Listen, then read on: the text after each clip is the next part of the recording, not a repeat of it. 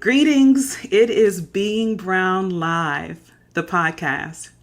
And those of you that follow me, I know I say this every Tuesday because I'm excited every Tuesday at 6:30. And the excitement never ends, especially when I have such the privilege to introduce to you another fabulous woman in my network. And this woman I met at Meritor just several years ago. We actually had an opportunity to travel together to China and, just connected. And when I read this bio, you're going to clearly understand why I had to have her on the podcast. And I'm so honored. So let's just get right into it.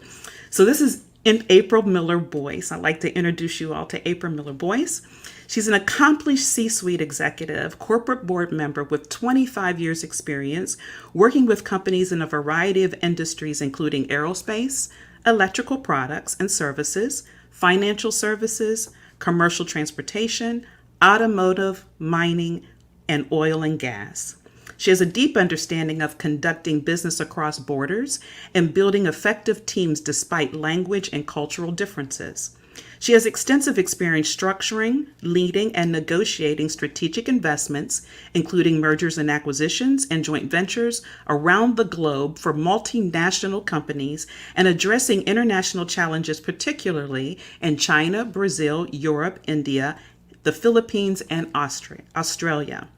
Ms. Boyce serves on the board of directors for the Federal Home Loan Bank of Cincinnati, a $90 billion wholesale bank providing financial services and liquidity for residential housing and economic development to the financial institutions in the Federal Home Loan Bank System's 5th District. Additionally, Ms. Boyce is the Chief Legal Officer at Eaton, a $20 billion New York Stock Exchange company that provides sustainable solutions to help its customers manage electrical, hydraulic, and mechanical power more safely, efficiently, and reliably. As a member of the executive team, she is actively engaged in all aspects of the company's business, including developing and implementing strategic initiatives through investment in digital technologies, mergers, acquisitions, joint ventures, other adjacencies. Ms. Boyce's global responsibility for the legal compliance and corporate governance matters and manages enterprise-wide risks. She has significant international experience and manages teams based around the world in development and emerging markets. Ms. Boyce has deep boardroom experience, and in addition to her role as a corporate director, she has been a key member of the C-suite for 4 different multi-billion-dollar revenue companies, each operating in dynamic end markets around the world and experiencing significant organizational transformation. Previously, Ms. Boyce practiced on Wall Street, later led the largest office of AmLaw 200 law firm as managing partner, and was a member of the firm's 8-person executive committee. She effectively drove new strategic thinking regarding revenue and profit models during a period of significant industry change and market disruption. Additionally, she was the firm's hiring partner, responsible for bolt-on acquisition and growing firm revenue by recruiting and integrating profitable practices. Ms. Boyce was previously the chair of the firm's private equity group and a founder and chair of its highly acclaimed Women's Initiative. Ms. Boyce received a Bachelor's of Business Administration from the University of Michigan Business School, magna cum laude, go blue, where she studied accounting, and a Juris Doctorate from the University of Chicago Law School. She also completed an executive program in corporate strategy at the Booth School of Business at the University of Chicago and was a German Marshall Fellow. Ms. Boyce is passionate about the role of women in society. She helped build a house on an all-woman crew with Habitat for Humanity and led an executive women's tour group to the United Arab Emirates with stops in Dubai and Abu Dhabi to learn about the role of women in Islamic countries. Wow. Okay, so I just had had no idea you were going to read that whole thing. Where did you even get that? I have my sources. I have my it was, but I had to read it, April, and I had to stop there because the whole purpose, and you and I have talked about this when we met at Marriage Tour and traveled together. My whole purpose of starting the T and being Brown Live is I needed other brown and black women to know what's possible. And Yeah. so, and you're representative of what's possible. So I had to read the long version. It's wonderful to do that. So these women that we're going to be speaking to tonight clearly can see that with what you're about to talk about around authenticity, that you can be a black woman and kill it out here in the corporate space. So let's talk about that. Let's get into that right now. When you and I And I first talked, and appreciate this that is you're why. doing this, Linda. Number one, thank Oh, you for having me. I yes. appreciate that you're doing this because I do think these conversations are so important. So I'd love that you have this podcast and that you're focusing on Black and brown women because I do think we need to have these conversations as a community. So I'm glad you're Oh, doing this. oh, thank you, April. Thank you. Thank you so much. When we initially got together and had the discovery call and talked about what would be a good subject for you to share, this became immediately that subject because you shared with me some practical experiences of people that you've either mentored, encountered, and even yourself throughout your career. So, what I'd like to start with and open up this discussion, April, is, a lot of women that I come across often say, I'm in corporate America, Linda. You don't quite understand. Yes, you've got 30 plus years of experience, but you can't show up authentically. I can't come in to work who I am day to day. Be it April or Linda, we have to put on this facade if we're going to be respected, if we're going to be taken seriously. I can't be who I am. So, why am I on this journey? Because it's the playing field isn't fair because I can't be authentic. What would you say to that, April, as we open this conversation? Yeah, I think it's a fair question. I will say, there's authentic home and there's authentic work, right? I mean, who we are at home is not necessarily exactly who we're going to be at work. And I think that's true for everyone. I will also say, though, and I say this to my team a lot, that our people create the culture, right? And so you have to be thoughtful about what's my corporate culture or my work culture and how do I fit in? So I'm going to assume, for the sake of our discussion, that it's a business environment and that it's business attire or even business casual, right? But that means you're not going to show up in flip-flops and, scarf on your head and shorts. And so if you just take that to the extreme, think about that for all of your behavior, right? And so there's a balance. We absolutely want to be able to be our authentic self as Black women in the workforce and in our corporate environment. But we also have to acknowledge that there is a corporate environment, right? So we want to dress the part and look the part and make sure that we can fit in. Fit in does not mean blending in, and it doesn't mean giving up who you are or coming to work Right. as somebody different. Right. So there are, certainly things that you would do that are authentically you that you would do at home and that you might do on the weekend, but that really are not appropriate for work. But we also have to know, I think we as Black women want to make sure, particularly Black and brown women leaders, that we are driving and creating cultures where people who may be different than the majority of our employees feel like they can be their authentic selves and that they do fit in and that their authentic self is acceptable, right? And so sometimes Extremely. you hear about these conversations where people will say, we want to have a diverse culture and we embrace diversity, but then somebody comes to interview at their organization and they'll say, they just didn't fit in. They weren't really a good fit, right? And we have to be really careful. We need to unpack that and understand, Yes. what does that mean they weren't a good fit, right? Because diversity is not really having people who are just like us, but they just look different, right? If they There have you all go. the same experiences and they live in the same neighborhood and, they've gone to all the same schools, they just happen to be Black or brown. That's not really diversity. We just are Right. thinking that we have some diversity, but we're not really getting to where we need to be.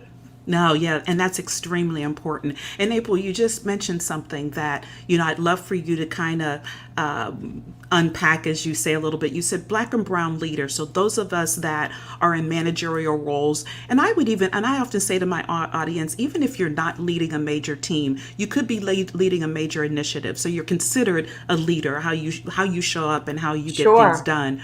What would you offer to them, or maybe share, how do you drive the culture within your team that allows the inclusion and the belonging to take place? Because that's really what you're talking about. Absolutely. And so it's in our talk and it's in our actions, right? And so part of it is how I talk to my global team about, again, driving the culture, right? What is our culture? How would we define it? And how do we drive the culture, right? If we don't like our culture, that's our fault and our responsibility, because as leaders and even as individual contributors, we need to be driving that culture. So we need to really be a part of that. It's in what we do, but it's also in our actions, right? And so one of the reasons I have loved being in global environments or global organizations is because you can absolutely see the difference from region to region and country to country and city to city of Yes. what that culture is, right? And so it really, I think, forces you to really think about those differences and appreciate those differences, right? I mean, as opposed to just kind of looking at the US and looking at, Yeah. perhaps your colleagues in the US who look different, but maybe you would think their cultures are similar. If you're forced to go into another country where clearly the people look different perhaps, but they also really have a different culture, it makes you Right. step back and think about why it's okay and also really important to understand those differences and to accept them and make them a part of your broader team. Right, right, exactly. So if we take a look at ourselves, Black and brown women, as we're trying to navigate this corporate climb, this journey in our careers, and aspiring to have more, and to do more and to grow, what would you say to those Black and brown women that say, you know what? I mean, I have no control. I have no authority. I mean, this, or that things just aren't set up for me to come in, even if I do understand the culture, even if I do get that, although my hair might have braids in it, I'm still dressed properly and I still look the part, as you said earlier. But it's just not set up for me. That Sure. mindset. What would you say? What would you offer to that mindset? Yeah, so I have a bunch of tips that I often will use when I'm coaching and mentoring, young professionals or, people who are just entering the workforce and even more senior people. Number one, so I'm very much a glass half full person. And so I don't start with the idea that I'm just not going to be able to do it, or I'm not going to be able to make it, or I'm not going to be successful. And so, you have to decide how you want to think about what your opportunity is. But I do think you have to be responsible for your own success. It's not only up to you, but you need to Yes. feel like I have some ownership in that. And if you do all the things right and you still fail, or you're not as successful as you could have been, at least you did the things that you needed to do. So I would say a couple of things. Number one, you need to really define what success looks like for you, right? You need to define that for yourself and start marching towards, those goals once you really have set them for yourselves. Again, I think you really want to take charge of your career and be very proactive and own that success, but also own your failures, right? Don't blame it on someone else, because that's very easy to do. I also would say you want to really think about choosing a work environment that is compatible with your values and the things that are important to you. And you can't always tell that from outside of an organization, but once you get there, you need to really try to identify what you like about the organization and whether or not it's somewhere where you can see yourself long term. And sometimes there are just toxic organizations, and Yes. Right. you're just going to make the decision that this is not the right place for me. But I don't think you can go into a situation where you're saying I would never be successful in any corporate environment, because there are absolutely lots of opportunities for us to be successful. We just Yes. have to understand how to do that and how to unpack the steps that are necessary in order for us to get there. And one of those, I think, is when you first start out, you're brand new. You don't have a lot of experience that you're bringing to the table. Let's just assume you're coming right out of college, right? So you have your degree, and that's fantastic, but you don't have a lot of experience, right? And so you're going to these organizations with the idea that they're going to teach you a lot. Your job is really to dig in and learn as much as you can. Just soak it up and to become an expert so that you really are then invaluable to that organization. And it puts you in a very different place, in a very different role, where you're going to have more opportunities, because now you really are selling something that the organization really needs, right? They can see that expertise. So those are some of the things I think about when I'm, coaching young professionals or new professionals. Yeah, and I think that is spot on, April, because I often call that part of your unique persona, your brand, right? What is your zone of genius? And so you need to learn, absorb, and then, to your point, execute, start hitting those home runs and carving out for yourself that spot of value and worth that you bring to the organization, that then, to your point, they need you, and therefore you're selling that, and that helps your career continue to grow. I love that. I love that zone of genius. I love, framing it up like that, but that's absolutely right. You need to have something, some amount of expertise that an organization is really going to look to you for. And you have to develop that expertise. That takes time. And then you have to develop a reputation for having that expertise, right? To your point about brand. And so you have to stay long enough to do those things at an organization. Oh, so very true. So very true. So what I want to also now talk about is also what you and I shared at the beginning when we had the discovery call for this session, is the importance of understanding who came before you, right? So this authentically showing up has a responsibility to it, right? Would you say? Absolutely. Who came before you, either at that company, in that maybe even that specific role, and then also the impressions, lack of a better term, maybe legacy that you leave behind for others to follow in when you move on, either up at the same company or move on to a different company. Talk a little bit about that. And I think you even had an experience with a young person that you were working with. So share that with our audience. Sure, I'll give that example. But first, I would say it is really important. I mean, even just understanding the history and the legacy of your organization and what that just what that organizational history looks like, because it's going to give you a baseline to really understand why things happen, why things are done in a certain way. And so certainly I think as Black and brown women, we have different opportunities now than many people in our ancestors or those who came before us, even at these organizations, had.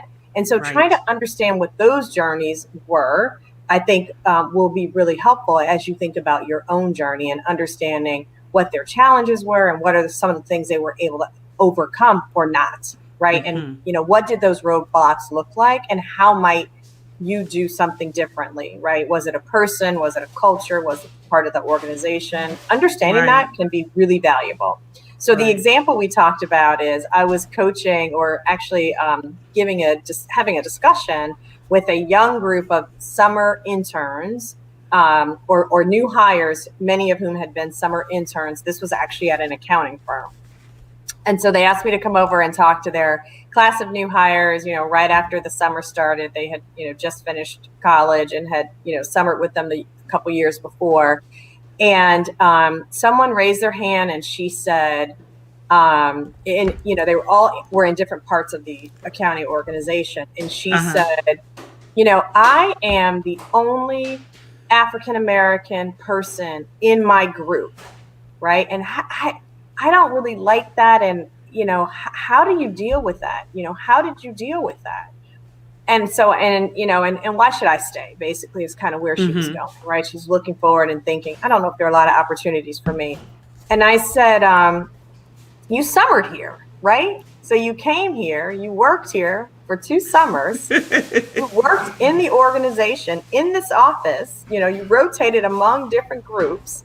And you knew when you were coming in that maybe you didn't know you were going to be the only one, but you knew you weren't going to be the majority. You knew that it was a very small number.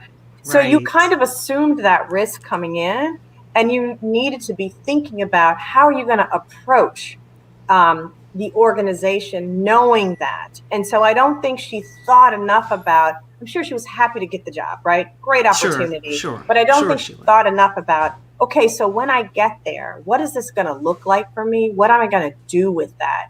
And how do I start to build my allies if I'm going in thinking I'm the only one, right? So you know Yes. immediately you need to start building some allies who just don't Yes. look like you. It doesn't mean they can't be allies. Exactly. So that powerful. See that, and that's a lot of what we miss. At least I find it a consistent missing thread. And and I found actually, April, it doesn't matter if you're young, new hire, or someone middle career. We miss the importance of relationships, Absolutely. building those relationships, expanding our internal network, and to your point, establishing allyship. I mean, that is very important. And I'm going to have a topic on that on one of the Tuesdays around allyship because it's so very important. Yeah.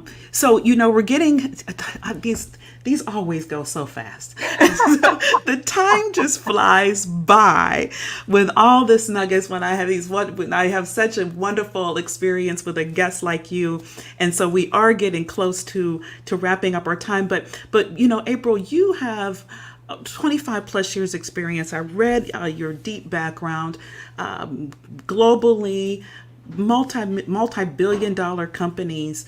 What, if anything, could you share with our audience that seems to be continually growing as I'm watching it here?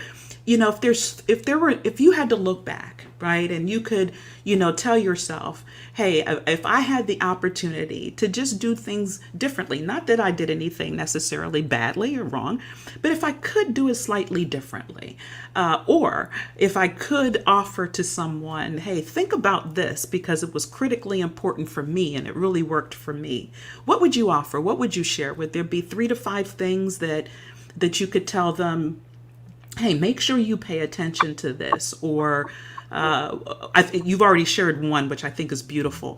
I'm a glass half full person too. So I never tell myself I can't do something. I actually loved it when I was told I would never.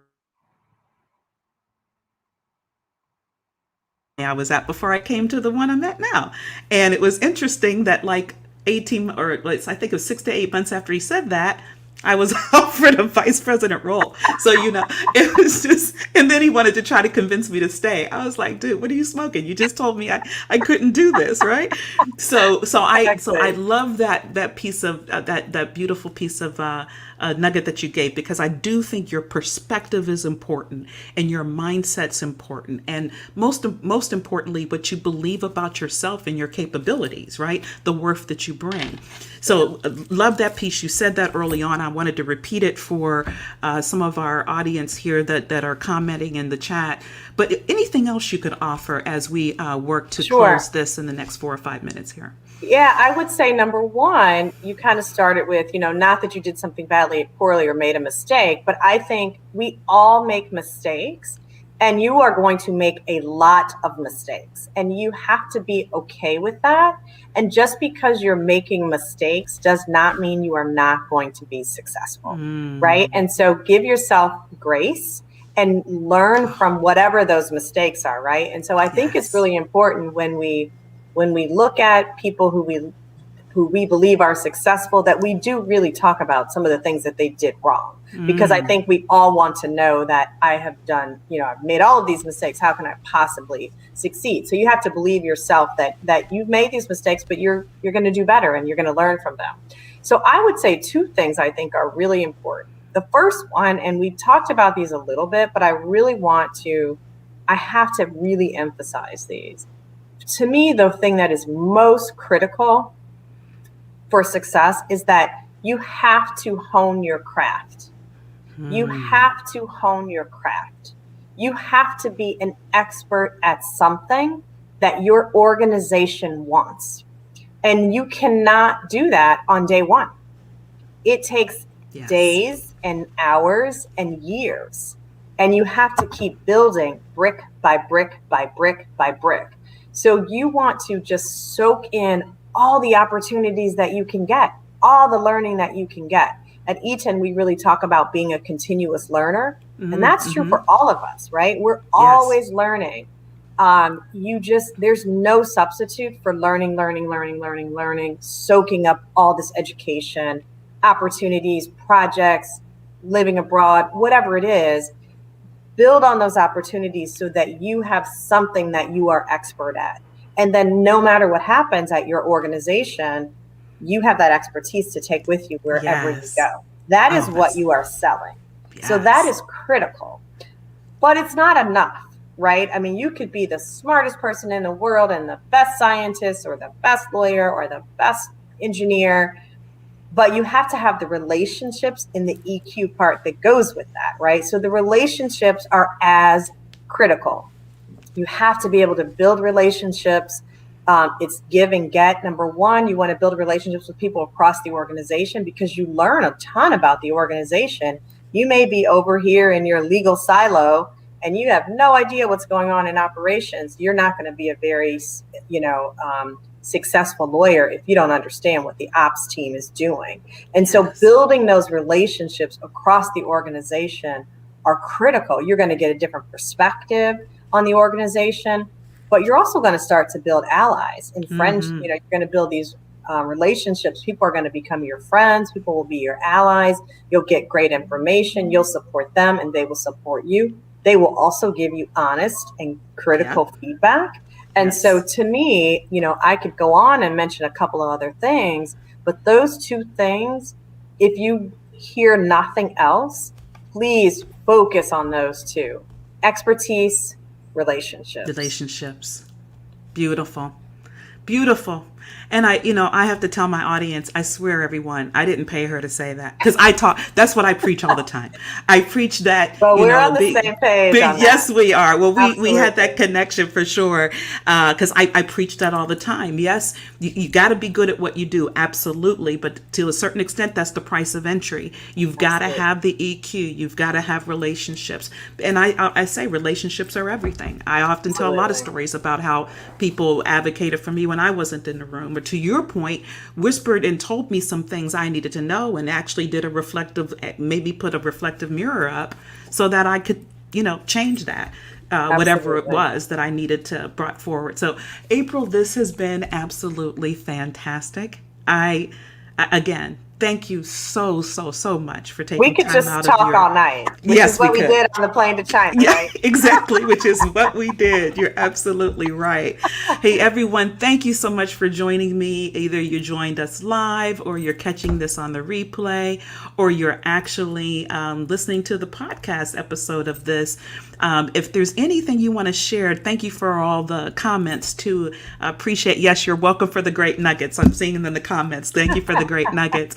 Anything else you'd like to share with me and I could pass it on to April, please pop them in the chat, pop them into the comments, no matter what channel you're watching this on.